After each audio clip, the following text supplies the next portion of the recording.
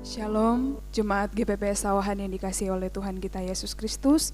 Pada saat ini kita akan memulaikan ibadah kita kategori Al Ministry. Mari kita sama-sama untuk menaikkan pujian Hati yang Menyembah.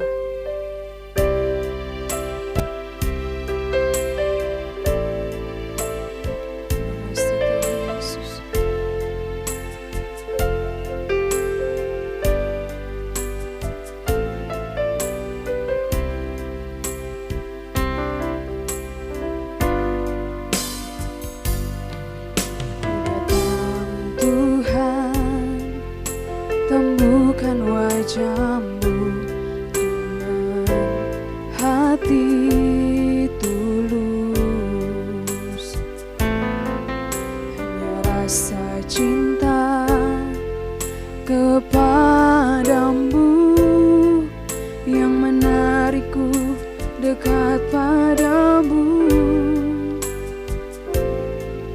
Ku datang Tuhan, temukan wajahmu dengan hati tulus, hanya rasa cinta kepadamu yang menarikku dekat padamu. Hati yang menyembah, hati yang melekat padamu, Yesusku, kekasih hatiku. Engkaulah hidupku, segalanya bagiku, pujaanku selama-lamanya. Ku mau menyembahmu.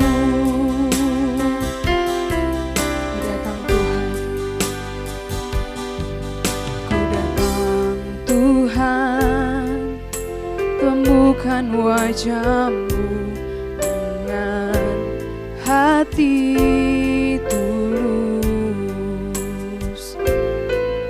hanya rasa cinta kepadamu yang menarikku dekat padamu. Hati yang menyembah, hati yang melekat padamu, Yesusku, kekasih hatiku. Engkaulah hidupku, segalanya bagiku, pujaanku selama-lamanya. Hati yang menyembah, hati yang melekat padamu, Yesusku, kekasih hatiku. Engkaulah hidupku, segalanya bagiku, pujaanku selama-lamanya. Ku mau menyembahmu, pujaanku selama-lamanya. Ku mau menyembahmu, pujaanku selama-lamanya. Ku mau menyembahmu. Kami sembah, kami bersyukur, Tuhan Yesus sangat baik dalam hidup kami. Terima kasih Tuhan, kami tinggikan Engkau, kami muliakan nama-Mu Tuhan. Syukur bagimu, syukur bagimu Tuhan dan Allah kami. Haleluya, haleluya. Terima kasih Tuhan. menyembah, hati yang melekat padamu Yesusku, kekasih hatiku. Engkaulah hidupku, segalanya bagiku, pujaanku selama-lamanya. Ku mau menyembahmu, pujaanku selama-lamanya. Ku mau menyembahmu, pujaanku selama-lamanya. Ku mau menyembahmu. Terima kasih Tuhan.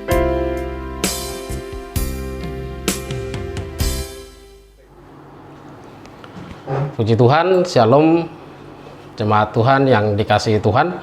Sebelum kita masuk ke pembahasan kita, maka kita akan berdoa dulu. Kita tundukkan kepala. Terima kasih Bapa di surga untuk kesempatan ini.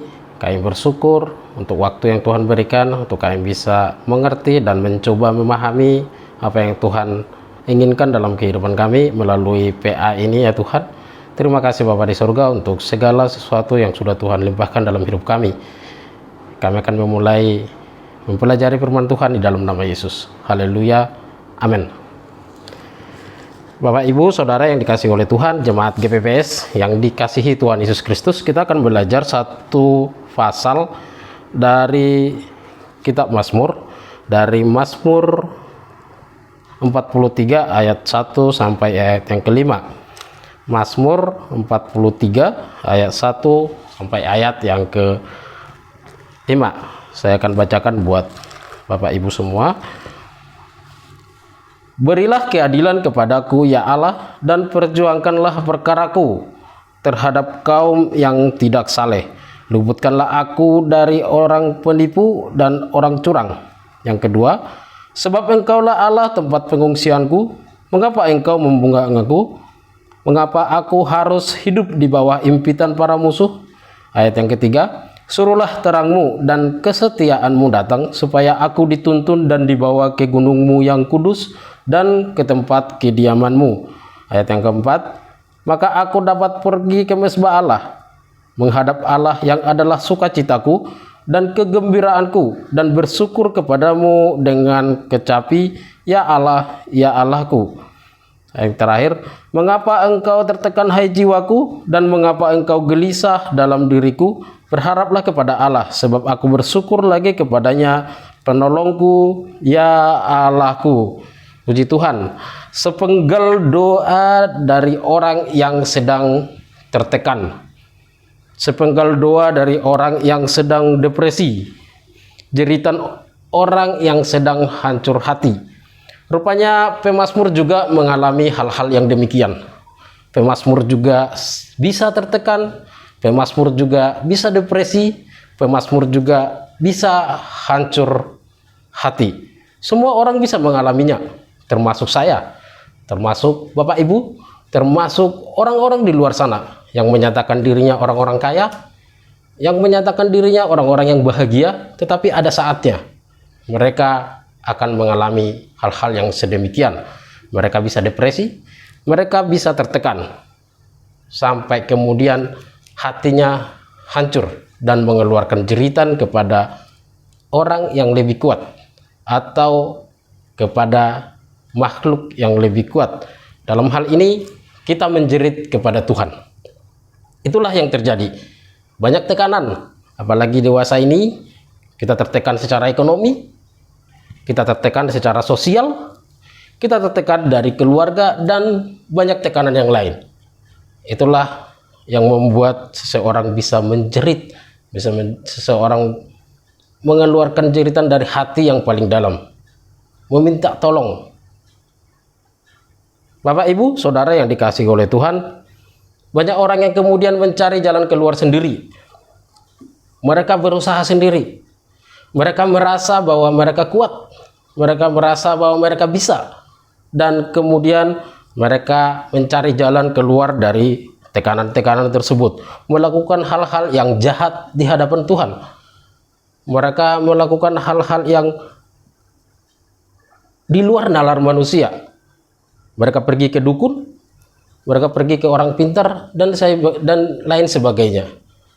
Itulah yang terjadi bagi orang-orang yang tidak percaya kepada Tuhan. Bagaimana dengan Bapak Ibu Saudara? Bagaimana dengan kita? Bagaimana dengan jemaat Tuhan? Bagaimana dengan hamba-hamba Tuhan yang selama ini melayani Tuhan? Cara apa yang bisa dipakai? Apa yang kamu andalkan? Apa yang kita andalkan kalau kita sedang tertekan? Bagaimana cara kita untuk bisa keluar dari tekanan tersebut?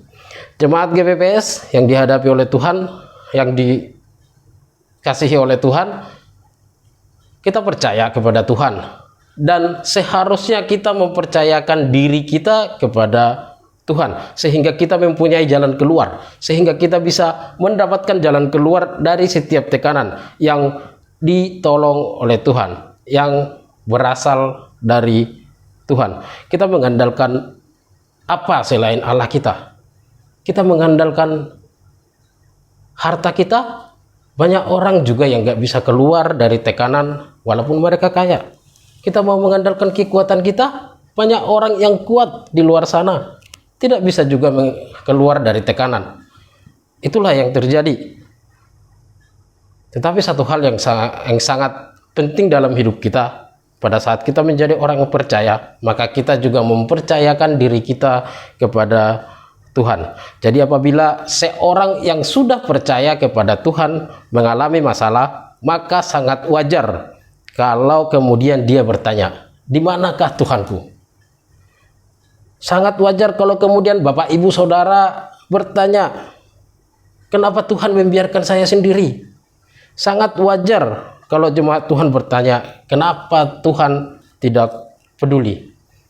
Karena kita sudah percaya kepada Dia dan mempercayakan diri kita dan hidup kita kepada Dia. Mungkin kalau kita bukanlah seorang yang sudah percaya kepada Tuhan, maka hal itu tidak ada jadi masalah. Kita tidak perlu meminta tolong kepada Tuhan karena memang kita tidak mengenal Dia. Tapi pada saat kita sudah menjadi orang yang percaya, kita sudah mengenal Tuhan, maka sangat wajar kita harus mencari pertolongan kepadanya. Tuhan punya cara yang terbaik untuk menolong kita. Tuhan punya waktu yang terbaik untuk menolong kita. Tuhan punya cara yang terbaik untuk menolong kita. Maka pada waktu kita meminta tolong kepada Tuhan dan jawaban itu belum datang, maka Tuhanlah yang punya jawaban. Kapan, bagaimana, dan apa cara yang Tuhan pakai, itulah yang terbaik buat kita. Melalui Mazmur 43 ini, pemazmur memberikan pelajaran kepada kita bagaimana pemazmur dengan kesalehannya sangat rindu berada di rumah Tuhan. Pemazmur mengajarkan kepada kita, walaupun kita hidup di dalam kesesakan, tetaplah hidup dalam kerinduan untuk memuji dan melayani Tuhan. Pemazmur mengajar kepada orang-orang percaya untuk tetap mempercayai Tuhan dengan tulus, walaupun hidup dalam tekanan sosial dan tekanan yang lainnya. Pemazmur ingin kita hidup beda dari orang lain. Pemazmur ingin kita hidup beda dari orang-orang yang tidak mengenal Tuhan, orang-orang yang tidak saleh, penipu, dan orang-orang curang, karena kita percaya kepada Tuhan. Mazmur 43 ini adalah mazmur dari Bani Korah sebagai nyanyian pengajaran. Jadi dari Mazmur 42 sampai ayat 1 dan seterusnya, Mazmur 43 ini merupakan bagian kecil dari koleksi panjang Mazmur Bani Korah. Kalau kita perhatikan di dalam Alkitab kita, Mazmur 42 sampai Mazmur 72 itu merupakan nyanyian pengajaran yang diberikan oleh Bani Korah, di mana mereka menjadi pemazmur yang dipilih di rumah Tuhan. Mazmur 43 ini adalah sebuah lagu yang menceritakan kejadian apa yang mereka alami, dan Bani Korah di dalam mazmurnya bertanya, di manakah Tuhan? Sebelumnya kita akan melihat dulu siapakah Bani Korah yang menjadi pemazmur pada saat ini. Bani Korah adalah keturunan Lewi yang seperti dituliskan di dalam Bilangan 16 ayat 1 sampai 2. Korah bin Izhar bin Kehat bin Lewi adalah kelompok orang yang pernah memberontak kepada Musa dan Harun. Tetapi kemudian di masa Raja Daud, Bani Korah dipilih menjadi rombongan penunggu pintu. Itu dituliskan dalam 1 Tawarik 9 ayat 19, dan ada yang menjadi pemuji di 2 Tawarik 20 ayat 9. Artinya apa? Mereka adalah orang-orang yang dekat kepada Tuhan. Mereka dipilih menjadi pemuji di Bait Allah karena mereka adalah kelompok yang layak menjadi pemuji. Mereka adalah bagian dari 8.000 orang yang bertugas menunggu pintu gerbang Bait Suci dan sebagai pemuji di dalam Bait Suci yang dipilih oleh Tuhan melalui Daud. Jadi Bani Korah bukanlah orang-orang sembarangan. Mereka itu adalah orang-orang yang dekat dengan Tuhan. Dan Mazmur 43 ini ditulis pada saat bangsa Israel termasuk Bani Korah sedang berada di dalam pembuangan dan dibuang di daerah Hermon yang berada di lingkungan orang-orang yang tidak percaya. Jadi pada saat itu Bani Korah berada di satu lingkungan musuh. Mereka bukanlah orang-orang yang percaya kepada Tuhan. Mereka adalah orang-orang yang dianggap oleh Bani Korah sebagai seorang penipu, orang-orang curang. Bani Korah menghiaskan mereka sebagai orang-orang yang curang dalam hidupnya, dan mereka hidup di sana. Dan dalam Mazmur 43 ini terlihat jelas bahwa Bani Korah sedang gelisah. Mereka gelisah dengan apa yang ada di sekitar mereka. Mereka gelisah dengan tekanan sosial karena mereka hidup di tengah-tengah orang yang tidak percaya kepada Tuhan. Bani Korah adalah kumpulan orang-orang saleh yang sedang mengalami penindasan dari orang jahat. Mereka ditindas di negeri orang. Bani Korah tahu apa yang mereka rindukan dan apa yang bangsa Israel inginkan. Mereka ingin lepas dari penindasan ini dan ingin kembali ke tanah mereka dan bisa menyembah Tuhan di Bait-Nya yang kudus, sehingga mereka bisa beribadah yang adalah sukacita mereka. Bani Korah berseru kepada Allah. Yang pertama, mereka bertanya kepada Allah, "Di manakah keadilan-Mu ya Allah?" Dalam ayat yang pertama dituliskan, "Berikanlah keadilan kepadaku ya Allah, dan perjuangkanlah perkaraku terhadap kaum yang tidak saleh. Luputkanlah aku dari penipu dan orang curang." Bani Korah merasa mereka kehilangan Allah. Tuhan tidak ada di pihak mereka. Mereka diperlakukan tidak adil, tetapi Tuhan tidak menolong. Mereka diperlakukan tidak adil, tetapi Tuhan tidak ada bagi mereka. Allah mereka tidak ada untuk menolong mereka. Bertahun-tahun Bani Korah menjadi pemuji. Dari generasi ke generasi mereka menjadi pemuji di Bait Allah. Mereka tahu betul bagaimana melayani Tuhan. Mereka tahu betul bagaimana Tuhan menolong hidup mereka. Jadi kalau kita tahu, kita pelajari bahwa sebenarnya orang Lewi di masa itu mereka tidak mempunyai bagian warisan di Israel. Nah, mereka mendapat kebutuhan hidup mereka dari apa yang merupakan persembahan dari orang-orang pada saat itu, sehingga mereka tahu pertolongan Tuhan itu seperti apa. Mereka tahu bahwa Tuhan memberkati hidup mereka bertahun-tahun, bergenerasi ke generasi. Tapi pada saat ini mereka sedang berada di tempat yang tidak ada Tuhan, di tempat yang mereka tidak bisa memuji Tuhan, di tempat yang mereka ada di tengah-tengah musuh yang tidak percaya sama Tuhan. Mereka merasa tertekan. Itu yang pertama. Mereka pasti tahu Mazmur 23. Mereka pasti pernah bernyanyi di Bait Allah. Mazmur 23, "Tuhanlah gembalaku, takkan kekurangan aku." Tapi sekarang Tuhan di mana? Bani Korah berseru, "Di manakah keadilan-Mu ya Tuhan?" Itu yang pertama. Yang kedua, Bani Korah berharap pertolongan Tuhan. Sebab Engkau Allah tempat pengungsianku, mengapa Engkau membuang aku? Mengapa aku harus hidup di bawah impitan para musuhku? Bani Korah berseru meminta tolong kepada Tuhan dan berharap pertolongan dari Allah, sementara Tuhan membiarkan mereka diperbudak. Karena mereka mengenal Allahnya, mereka tahu kebesaran Allahnya, mereka pernah ditolong oleh Allahnya, mereka pernah mendengar kesaksian dari bangsa Israel secara turun-temurun bagaimana Tuhan menolong kehidupan mereka. Itu mereka dapatkan dari nenek moyang mereka. Mereka percaya Allah yang disembah oleh nenek moyang mereka adalah Allah yang sama yang mereka sembah pada saat ini. Mereka mengingat cerita dari nenek moyang mereka bahwa Allah itu memberkati hidup mereka di padang gurun dan seterusnya. Tetapi pada saat ini mereka sedang diperbudak. Bani Korah menjerit dalam hatinya, meminta pertolongan Tuhan, meminta agar Tuhan ikut campur dalam kehidupan mereka. Itu yang kedua, Bani Korah meminta pertolongan dari Tuhan. Dan yang ketiga, kuncinya dari bagaimana mereka bisa diberkati oleh Tuhan adalah Bani Korah tidak melupakan Allah. Generasi demi generasi berada di perbudakan sejak mereka diperbudak di Hermon, kemudian tidak membuat mereka lupa akan siapa Tuhannya.